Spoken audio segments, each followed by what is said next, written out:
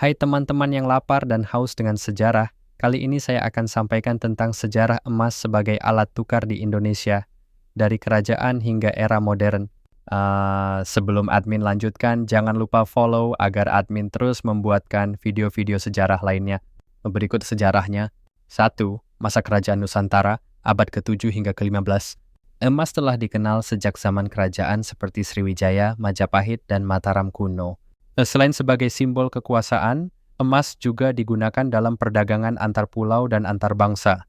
Ditemukan koin emas kuno di situs arkeologi, seperti masa emas berbentuk bundar atau persegi, dikenal sebagai masa uang.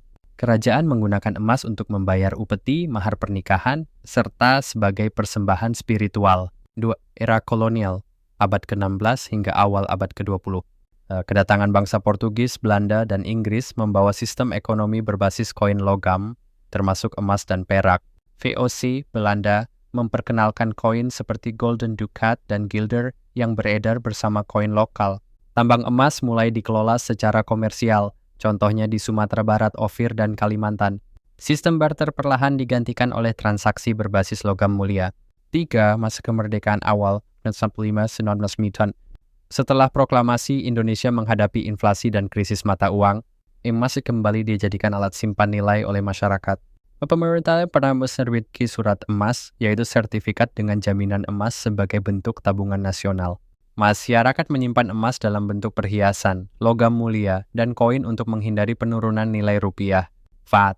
Orde Baru dan Stabilitas Ekonomi 1990. Bank Indonesia tidak lagi menjamin rupiah dengan emas. Karena sistem fiat sudah diterapkan secara global, emas tetap diperdasarkan dalam bentuk fisik oleh toko emas dan pegadaian. Muncul logam mulia produksi dalam negeri seperti dari PT Aneka Tambang, Antam. Emas lebih dikenal sebagai aset investasi atau jaminan pinjaman. 5. Era digital dan investasi modern, 2000 sekarang. Emas kini bisa dibeli dan dijual secara digital melalui aplikasi seperti Pegadaian Digital, Tokopedia Emas, Peluang, dan Laku Emas. Tersedia emas digital dengan minimal pembelian sangat kecil, 0,01 gram. Emas tetap dianggap safe haven saat terjadi krisis ekonomi atau inflasi tinggi. Digunakan juga dalam bentuk tabungan, cicilan emas, dan instrumen keuangan syariah. Dari sesagrasi yang dijelaskan dapat didapat kesimpulan adalah bahwa perjalanan emas sebagai alat tukar di Indonesia mencerminkan transformasi dari nilai tradisional, kolonial, hingga modern. Dari bentuk persembahan kerajaan menjadi alat dagang kolonial hingga kini sebagai aset digital yang mudah diakses siapa saja.